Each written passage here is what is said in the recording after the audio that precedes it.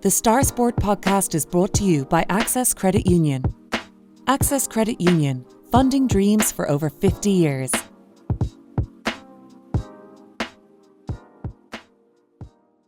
Close your eyes and pull like a dog. And a new Irish record for Phil Healy, 22.99.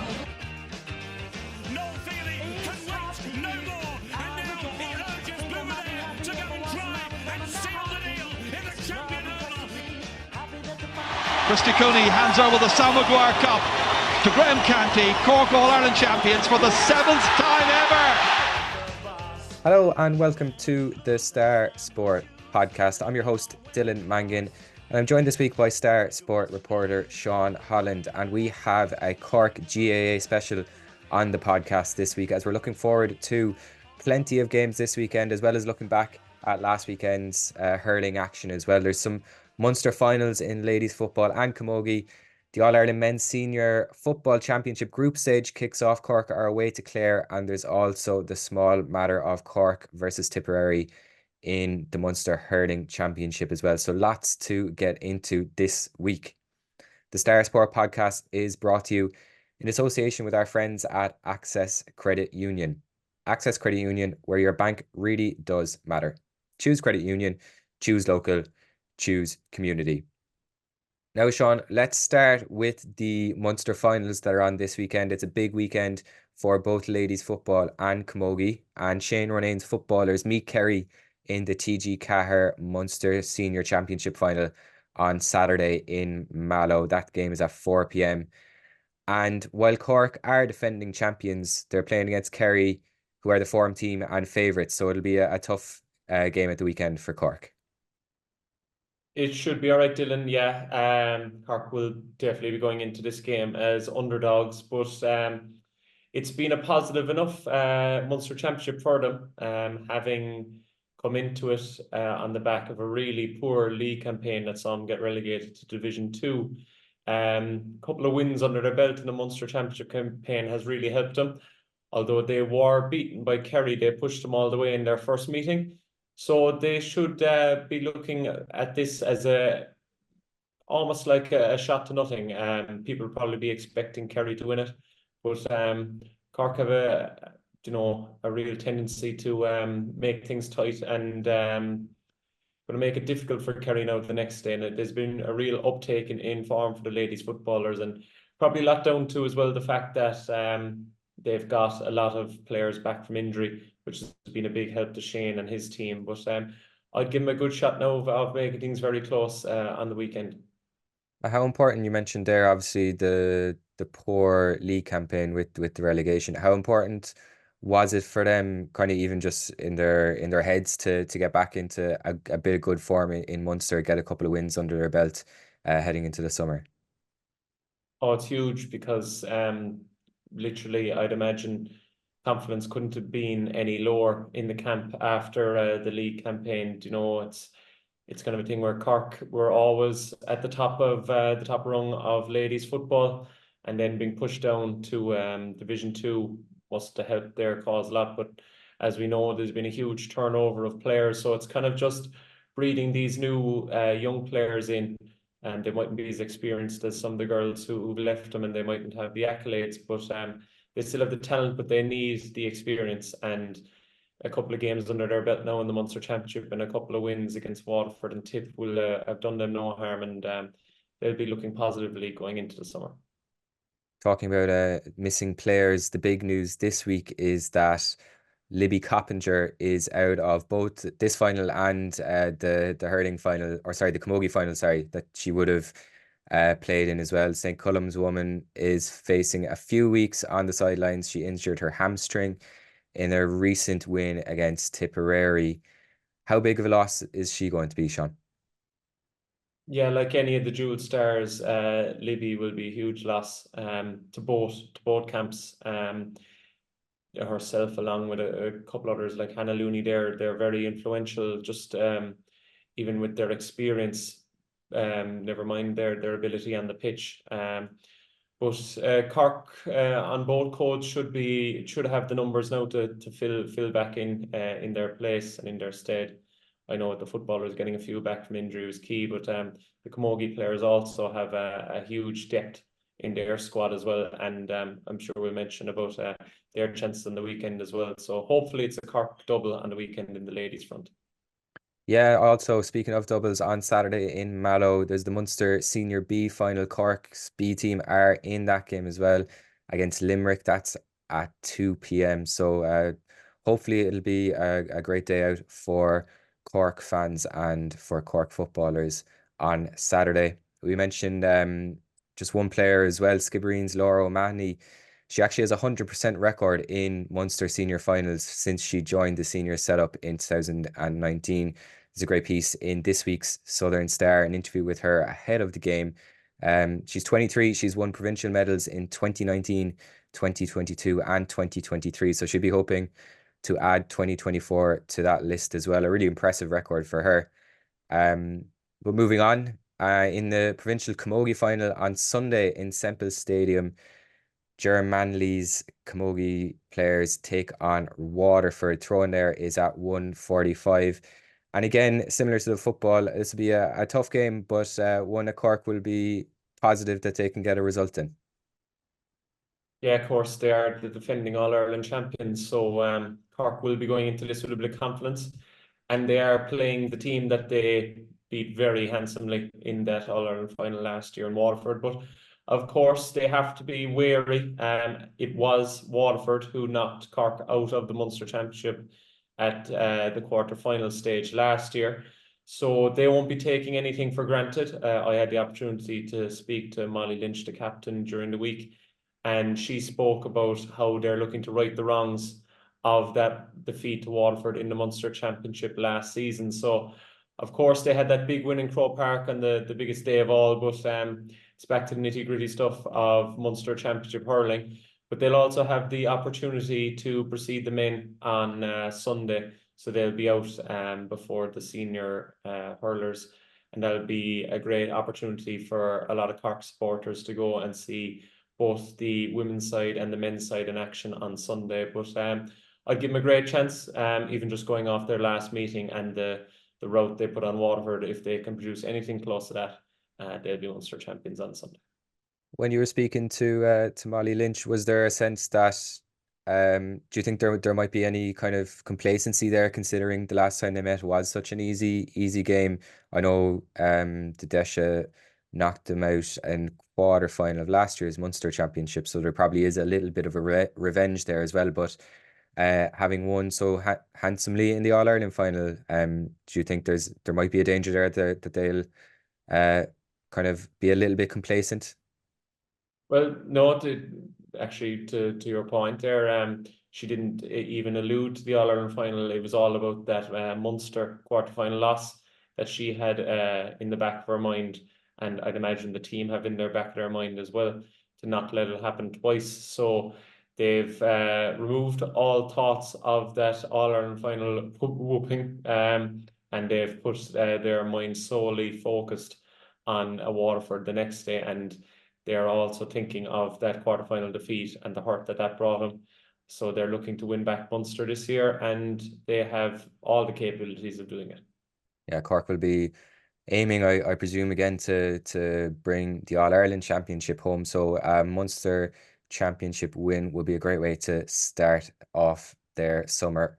That game again is on this Sunday in Thurles at 1:45 p.m. So let's move on now to the men's footballers, Sean, and Cork have a huge opening game. I don't know if that's understating it, in the All-Ireland Senior Football Championship this Saturday. They're playing Clare in Ennis. And looking at the fixtures and the way the group has kind of been drawn and been laid out, is it too much to say that even for the first game here, it's almost a must-win game for Cork? Oh, it's definitely a must-win game, Dylan. Just looking ahead to what's pretty much down the line for Cork, you have a game against Donegal, Ulster champions, and a game against Tyrone, who pushed them, the Ulster champions, all the way in that competition. So it's a case of, if they can get the win against Clare, they're almost playing a small bit with house money, with 3 teams going through out of the group of 4. it's vital that you get that first win on the board. And Clare, being from the lowest ranked division side in this group, you'd expect Cork to go up and do the business. But as we've seen in previous Munster campaigns, we don't have to look too far. Only last year, they got pipped by Clare up in Ennis. So John Cleary's side won't be heading there with their heads in the clouds. They'll know what they have to do. But if they do get the win on Saturday, it'll put them in good stead going ahead for the rest of the group stage. I think it's almost a good thing that the first game is so high stakes. Like there's no real kind of getting yourself into the groove. There's no kind of slow build up. It's straight in, big game, and that might suit Cork. Yeah, definitely. They've had their eyes on this game now for a while, I'd imagine, since the groups came out. Look, we even said it here when we were on the podcast. It was very likely, and 99.9% likely, it was going to be Clare. So they would have had their research done, their bit of homework done on what type of team Clare are. And Clare showed that they can play football. We saw that Munster final against Kerry. They did not back down at all. So they know they're in for a tough one on Saturday. But if they can break down Clare and get over the line, it gives them a couple of free shots against Donegal and Tyrone in a few weeks' time. Yeah, and in this week's Southern Star, John Hayes says that Cork needs a big lift after demoralising Munster whitewash. Of course, the Miners had a comprehensive loss to Kerry recently as well. So I guess for the whole of Cork men's football, it's almost like a correction to the psyche that they need a win here as well. They have named a team with one change from the side that lost to Kerry in the Munster semi-final. So Castlehaven's Rory Maguire replaces Luke Fahey in the half-back line. Fahey's unavailable due to a hamstring injury, and it's kind of it's a strong enough team for Cork as well. So we'll see how that game goes. Throw in is at 6 p.m. on Saturday in Cusack Park. So it's a huge game for Cork there. And speaking of huge games, we spoke about it on last week's podcast, but Cork, finally, they got over the line in a big Munster hurling match against Limerick. Cork 328, Limerick 326. And Sean, people have been talking about it all week, but what an epic game that was for those who got to see it anyway. Getting to see it was probably the big talking point of the week, but I was there to witness it in person, and it was, for value for money. If you were paying for a ticket, you got every last cent out of it. It was a fantastic occasion. Just even before the game, the colour, the noise, just the atmosphere that was building in the place was surreal. And Cork really came out of the traps flying and really took it to Limerick. And it was a credit to see, and it was probably the best half of hurling you're ever going to watch from a Cork team.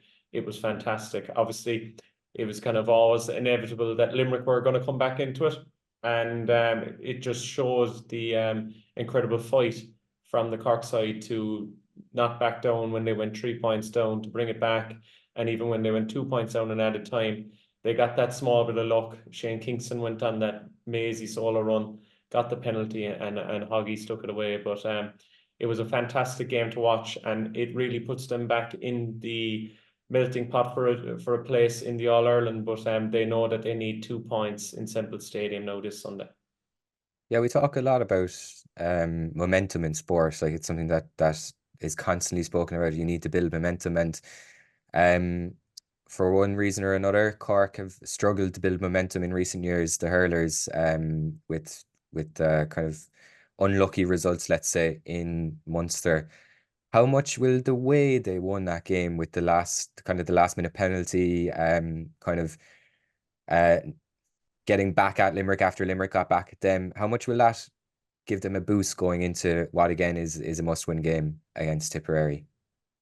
Oh, it'll be huge, because just even their luck in the games they've lost. They had one win in 6 Munster Championship games, and all those defeats came within 3 points. So to come the other side of it will be huge for Cork and give them that belief. Now they're going against a Tipperary side that know they have to win as well. That they won't be backing down. So it's far from a dead rubber. But Cork should have enough over Tipperary. I'd feel it's not the Tipperary team of old.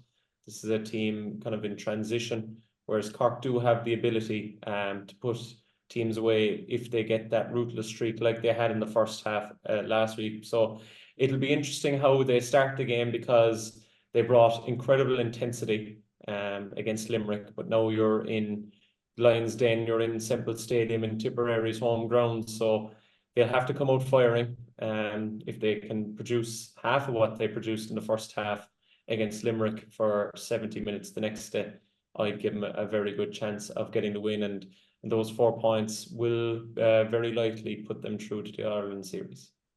Yeah, in that game is also sold out, so it'll be a brilliant occasion this weekend.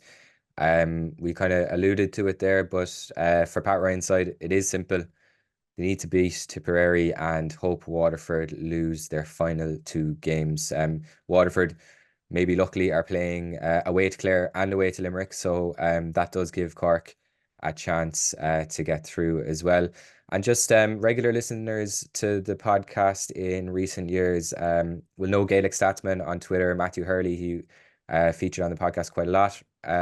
He had a tweet there during the week, which I just thought was interesting. The Cork's shot accuracy in the Munster Senior Hurling Championship this year so far. Against Waterford, they shot 68%, Clare 67%, and then that was up to 77% against Limerick. So it really shows you that they had their accuracy really high against Limerick. Also, Tipperary conceded 88 shots in their 2 games. So if Cork can get up towards that 70-75%, they'll hit around 31 scores on Sunday. You'd say 31 scores would be enough to put Tipperary to bed. So we'll see what happens in that game at the weekend. Huge match and a huge weekend just in general for Cork GAA. There's so much going on in this week's Southern Star. We have plenty of coverage, plenty of previews of this weekend's action. So it really is a must-buy edition this weekend. The Star Sport podcast is brought to you by Access Credit Union. Access Credit Union, funding dreams for over 50 years.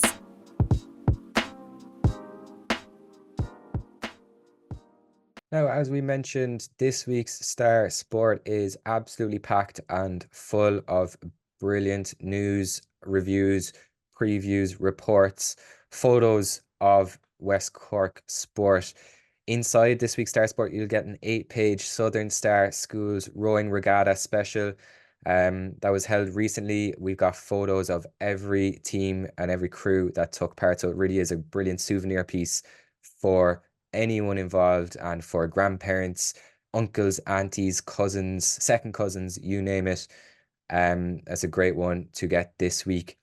In the sports section on the front page, James O'Donovan, the Bandon bowler, produced Moore's magic to bring European gold to West Cork. He had a great performance in Germany at the European Bowling Championships. Unfortunately, there wasn't the same success in road bowling. You'll have to pick up a copy of this week's paper to read more there. John Hayes, as mentioned previously, is looking ahead to this week's Cork versus Clare match, which is huge. And he says defeat is not an option for John Cleary's side in their Group 3 opener, especially after a demoralising defeat for Cork minors, for Cork under-17s as well against Kerry. They shipped a 15-point defeat. It was 218 to 1-6 in Parky Ring, and John Hayes says it was as comprehensive a beating as he can remember between the two teams at under-7 or under-18 level. So for all of men's football in Cork, a result this weekend would be a big boost. We have an interview with Mallow man Matty Taylor, who insists the Rebels will learn and develop from their big days out this summer. He says exposure to the top teams will help Cork. And John Cleary says that it's not revenge, but they do need a better performance against Clare this week after They're returning to the scene of one of their lowest moments of 2023, where they were dumped out of the Munster quarterfinal last April. The result in that game was 14 points to 13, and we'll be hoping that the reverse will happen this time around as well. We spoke about the Munster finals that are taking place this weekend in both ladies football and camogie. Laura O'Mahony, I mentioned her earlier. She had a dream 2022 with O'Donovan Rossa. She's back in Mallow after last November's Munster Club Junior Football win over Clownmacon Moyvane, the Kerry club. She'll be hoping to relive that winning feeling with Cork. And as I said, she has an incredible record in Munster senior finals since she joined the senior setup in 2019 with provincial medals in 2019, 2022 and 2023. So she says that this weekend a win would be the sweetest yet given their tough season to date. You can also read the interview that Sean spoke about earlier with Molly Lynch, who's looking to right the wrongs of last year's provincial championship as the Rebels face Waterford in the Munster Senior Camogie final. We also have reaction from that painful loss for Cork in the Munster minor football, which was a bit of a rout. Manager there, Holly O'Sullivan, wants a reaction after they were taught a football lesson by Kerry. We'll also have some more news on that in this week's Southern Star, or in next week's Southern Star, sorry, which will be out next Thursday. Elsewhere, there's plenty more. Island Rovers ended their 386-day wait for a win. They recorded their first victory since April 2023. We were there. We have a match report and photos from that game. We have a match report from the Cork Limerick hurling game last weekend, as well as a look ahead to the Tipperary test this weekend. There's also a whole pile more in this week's Star. We have an interview with Niamh Cotter, who is 17 and is turning heads with her performances for Cork City this season. We've got the latest updates in West Cork Motorsport, in West Cork Soccer, as Drina Rangers B hail a massive cup win. They scored 4 times in the second half of their 2024 West Cork League Championship Cup final at Brinny on Sunday to beat Baltimore by 5-1, which is a brilliant result for Drina. And we have, of course, road bowling, as James O'Donovan's Magic in the Moors won him glorious gold at Europeans. So loads in this week's Southern Star. It's in shops now and available online if you can't make it to the shops. So you can subscribe to the Southern Star, get it on your laptop, tablet or phone, along with full access to our website, exclusive newsletters and premium articles as well. Just head to subscribe.southernstar.ie, enter your details and you'll get an exact replica of the newspaper for less than €2 per week. As always, thanks for listening to the Star Sport podcast, and thanks again to our sponsors at Access Credit Union. If you've enjoyed this, please remember to rate, review and subscribe wherever you get your podcasts. We'll be back again next week, and sneak preview for those of you still listening, we'll be speaking to James O'Donovan about his brilliant weekend in Germany. Thanks for listening.